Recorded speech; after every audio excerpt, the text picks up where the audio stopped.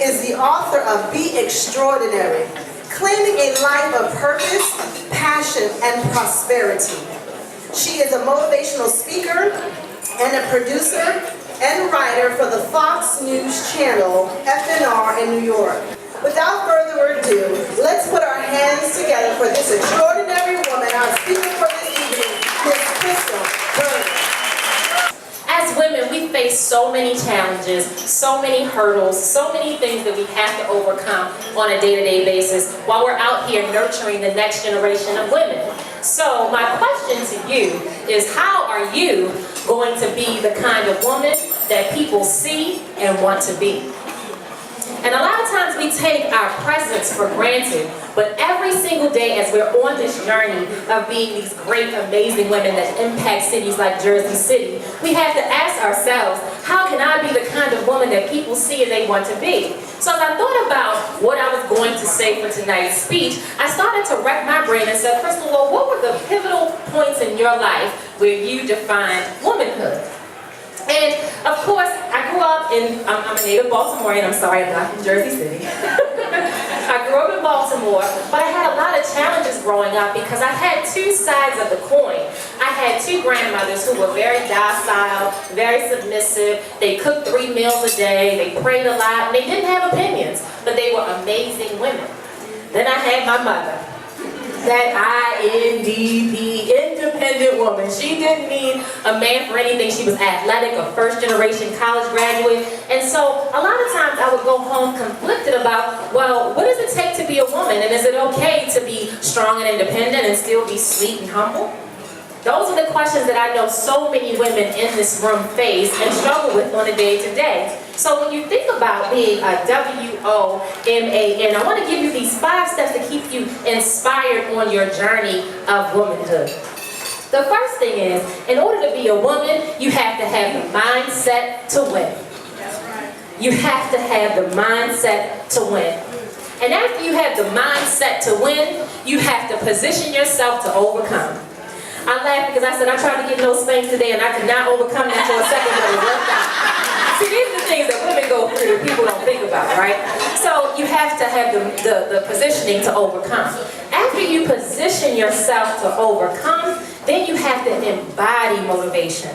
And when I say embody motivation, I'm not just talking about getting in front of a room full of people and talking. I'm talking about when you're on the street and people see you, they see the motivation, they see your light, they see your gift.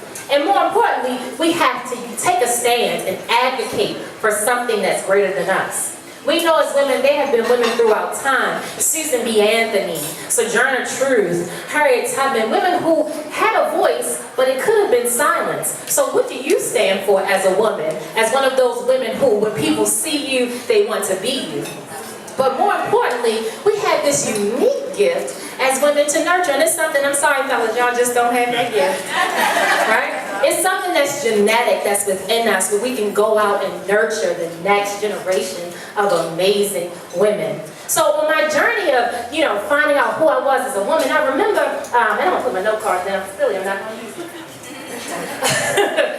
And on my journey of becoming a woman, I remember being in college. I was a sophomore and I was taking a drama class, and my teacher empowered me. She said, Crystal, I want you to memorize the poem Phenomenal Woman by the late great Maya Angelou. And the stanza of that poem that stands out the most to me, that embodies womanhood, it said, it's the fire in my eyes, it's the flash of my teeth, it's the swing in my waist, and the joy in my feet. I'm a woman, phenomenal woman. That's me. Aren't we phenomenal as women? The fire in our eyes, that passion that we have when we love something to our core, you can just see it coming out of our eyes, and that flash of our teeth, right? That's that little charm that we have to get what we want, when we want it, how we want it, right? The swing on our hips, fellas have kind of taken that swag thing and made it theirs, but we have a unique swag, right? We can put on a baseball cap, we can put on a business suit, we can put on that nice dress for tonight, put on our lip gloss and our earrings, and we just have that swag that, I'm sorry guys, y'all just don't have. But more importantly, it's about the joy in our feet, right? How we can face life's obstacles and we can still put a joy into the world that is unlike no other. That's a gift that us women have, right? So the first step in becoming a WOMAN is that you have to have the mindset to win. Ursula Burns, the first African-American woman to run a Fortune 500 company, a little girl from the housing project in New York. She had the mindset to win. She said, first you gotta see it, and then once you see it, you gotta do it, and then eventually it becomes easy. Just becomes easy. That's what we do as women. We become it, we embody it, and we just make it easy. Then, as you become a woman who is out there and you're winning and you have that mindset, then you have to position yourself to overcome depression, defeat, the challenges in the room with the other men who are just as qualified, just as talented to prove yourself that, oh yes, I can do this as a WOMAN. You have to position yourself to overcome.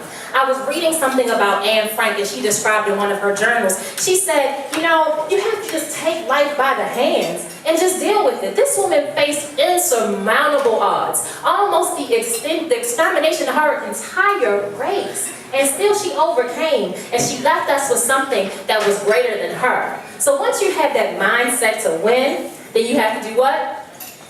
Overcome. And then after you overcome, you have to embody motivation.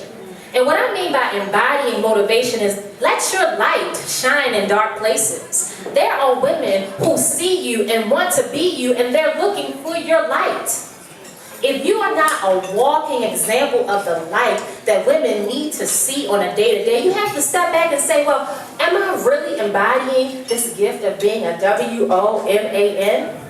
How many women in here are using their gift to be the light? To be the light. Should be everybody. Be the light.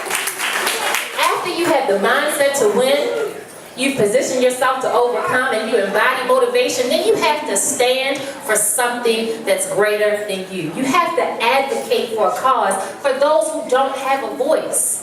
Think about those little women that you see on John F. Kennedy Boulevard who may be trying to find themselves. They may be trying to find their voice, but if you never stand up for something greater than you, you may be preventing them from becoming the WOMAN that they could have been.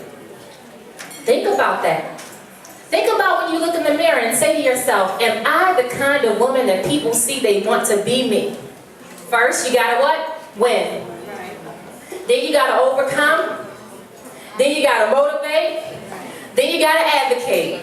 But the most important thing that you have to do as women, and again, it's that special sauce. It's that hot sauce that your grandmother put in a collard green, right? It's that E for effort that your teacher gave you when you really didn't deserve it. It's the thing that women uniquely have. We have the gift of nurturing. Nurturing others can unify the masses. Nurturing others can make people feel whole. When you actually nurture and use your gifts for good, you can actually bring people together in a room just like this. And you can see the commonalities. You can see the hope. You can give them the gifts that they may not have gotten at home. So take that special gift as a WOMAN and nurture the next generation of women. Reach back. If you don't know how, teach someone. And teaching doesn't have to be in a classroom. Teaching could be on the bus stop. If you see a young woman who may not even be exhibiting behavior of a woman, you say, sweetheart, that's not how we do it as women. And they see your light. If you don't know how to teach, then mentor. Mother Teresa, now those are some big shoes to fill, but Mother Teresa said, if you can't feed 100, then just feed how many? One. It takes one person that you reach back to, grab them by the hand, and take them on their journey, and you never know. They could be the next Bill Gates. They could be the next Zuckerman. They could be the next Susan B. Anthony. They could be the next Alicia Keys, right? Just help one, and you'll touch the masses. So on a final note, before I leave today, I want you to look around the room. Look at a woman that's sitting next to you or near you. Fellas, you can do this too. Right? Now, as you're looking at the person near you or next to you, ask yourself, am I the kind of WOMAN, the kind of woman that they would want their sister to be? Am I the kind of woman that they would want their mother to be, their daughter to be, their teacher to be, their legislator to be? Are you that kind of woman? And if you have any today's speech, I encourage you to take the step to win. Have the mindset of a winner, because women, we're winners. We come into this game as winners. Us as women, we are overcomers. We do it with so much poise and grace and beauty. I'm looking around the room and all these beautiful flavors of women, and we all do it differently. But at the end of the day, we've all overcome something that we thought was greater than us. After you overcome, take the time to embody that motivation. Go out and use your light for good. You are the light. You can be in the darkest place, but when you have the light in you, it shines brightly as a WOMAN. After you do that, then I promote you to go out and stand for something greater than you. Because a lot of times as women, when we don't stand for something greater than us, we feel empty. Chasing a dollar, chasing a man, chasing a thought in our heads, right? But when you actually go out and you're of service to someone else and you're representing something that's greater than you, you find that sense of purpose that all of us women have inside of us. But more importantly, that special gift, that special sauce of nurturing, if you're questioning if you are the kind of woman that women see and want to be, take that gift of nurturing. It's in you. It's genetic. We all have it as women. Take it to unify, to empower, to motivate, to get the next generation of women on their journey. And I promise you, just like while we're here today, you'll be a woman who makes history her story.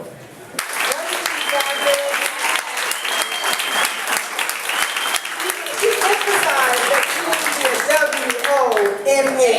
That's right. Just in case you didn't know, now you know. But yeah, that was excellent. Fabulous. Do I have any strong women in the house tonight?